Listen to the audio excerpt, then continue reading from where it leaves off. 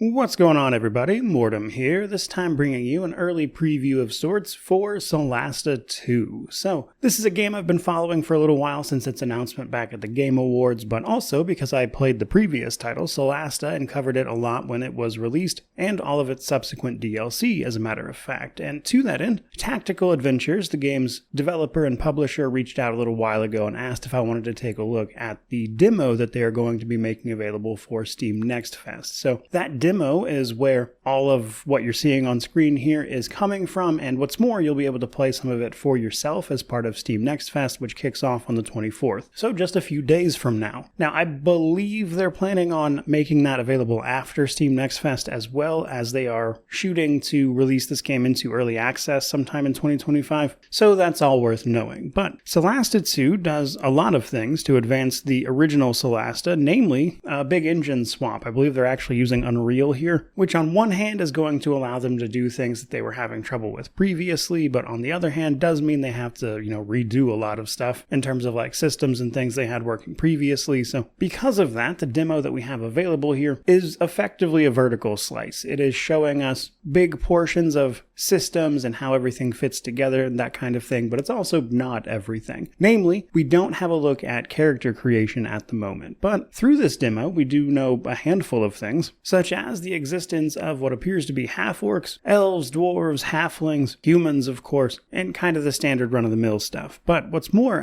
one thing I wanted to mention specifically as part of this demo is you run across a species known as Silkus, which seem to be very similar to like an Oread. They're like an almost stone-esque race that unsurprisingly then seems to be pretty connected to the continent we're on, Neokos, and the mana flows that are home here, which are going to be part of the story. I'm very curious to find out if those guys are going to be playable or if that's just general background, because I would love to see one of those guys playable. They look pretty cool, actually. Now, otherwise, I don't have full info on the class. If you're unaware, this game is using 5th edition D&D's SRD rule set, and while that might come with some notions of like what classes will be there, it's important to remember that the world of Solasta at play here is, of course, unique to Tactical Adventures. So between that and what they've told us previously, that is to say they're not entirely sure about, whether or not they'll have all the classes available or what kind of subclasses each one will be completely available, as they're still parsing through a lot of that. What we do know is there's likely to be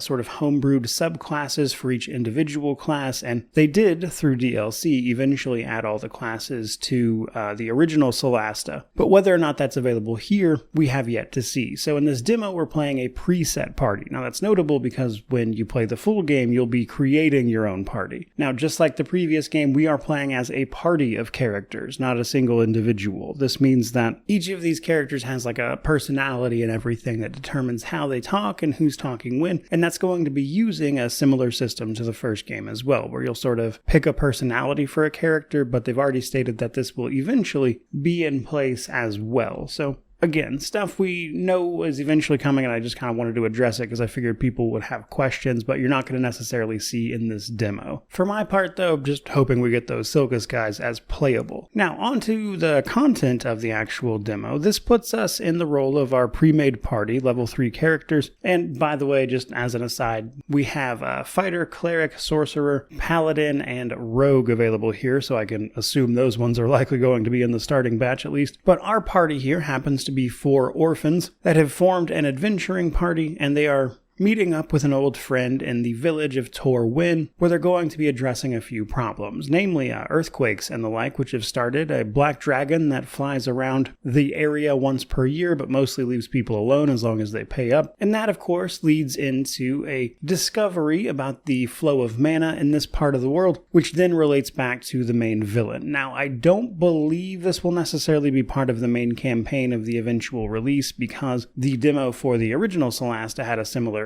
setup where it was basically just like a run through a dungeon real quick, and then it related to the main story but wasn't necessarily a part of it. Nonetheless, between tracking down some of those leads and just generally exploring the area, we can get up to a few different quests to give us an idea of what the game has going on. Now, while the original sort of campaign, the main story campaign for Solasta, was a little bare bones and linear, the subsequent DLC campaigns for that game actually opened it up a lot. implemented some choice and consequence and like different factions and who you could side with, that kind of thing. And we see at least a little bit of that kind of choice and consequence at play in this demo, in the sense that a decision I made earlier on in the demo then affected the final battle of the demo, where how I dealt with these kobolds directly impacted that fight later on, which I thought was kind of neat. Now, with this demo, it's hard to say how many far-reaching consequences we'll have, as we don't even see the open world map here. But between those previous DLC campaigns and the implementation of even just a little choice and consequence in this demo, it feels like they're probably on the right track there. What's more, you can probably tell just by looking at it, this game looks a lot better than the original Solasta.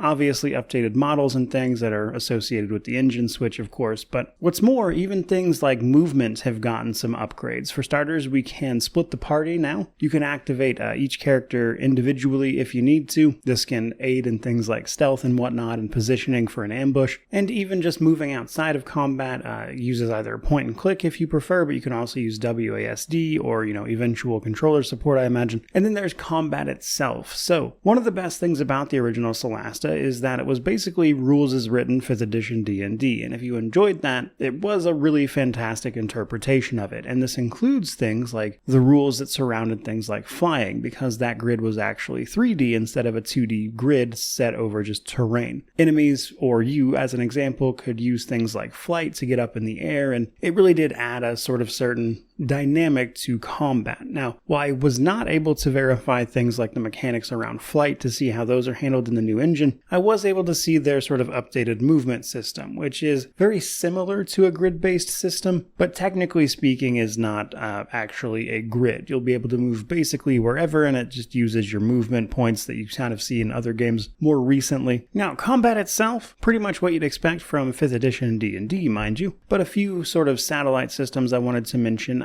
We did see a little bit of gearing at play in this demo. You have the opportunity to find a few items that can grant your party effects, like for instance a scorching ray cast on a helmet item, some boots that increase your movement speed and also provide a little armor class, and then also some standard weapon upgrades, and then there was even an item that boosts your initiative rolls. But given how Solasta 1 had some pretty decent gearing, I don't exactly have much of a concern there. But what's more, actually in combat, we see a few sort of mechanics at play. For instance, one fight has a sort of nest that is constantly popping out enemies that you'll have to deal with, and that's on top of already the terrain and line of sight and everything to get to that nest to hit it. And then the final fight of the demo actually sees you having to use at least a few actions to delay an explosive while also fighting off incoming waves of enemies, while at the same time the environment is actively being destroyed by the thing's explosion that you're delaying. It's still shooting out sparks, which is actively taking out parts of the terrain, giving you less and less places to sit. And if anybody actually is on those things, when it happens, they die. And all that taking place across more vertical spaces on top of, honestly, just better looking graphics overall compared to the original Solasta. And you can definitely see they're onto something, even if this demo is, as you might imagine, still a little bit early. Now, even outside of those things, we still have other options, mind you. As a CRPG or a tactical game even, we're going to be spending a lot of time running around various areas, talking to NPCs, and based on our character's skills and proficiencies and everything, we will have options here. For instance, simply charming or intimidating your way through conversations based on the luck of a dice roll, mind you. But even then, you can give yourself, advantages and presumably disadvantages. For instance, you have a chance to convince the kobolds, who look fantastic, by the way, that you're actually a member of their little dragon cult. If you go grab some dragon scales before doing that, you'll actually get advantage on that roll, making it even easier to persuade them if you don't choose to just fight them outright. Now, I would say that just about covers the bulk of what I wanted to mention in this particular video, but obviously I'm still left with some questions. We know there's going to be, of course, sort of overworld map travel, and that's going to be much more involved than the more linear pathways of the main campaign from Solasta 1. So I'm kind of curious about how that plays out, what the random events there look like. And then, of course, just character creation itself is something I'll be keenly interested in. How much the various factions we're going to be running into, which are already confirmed to be in here, and,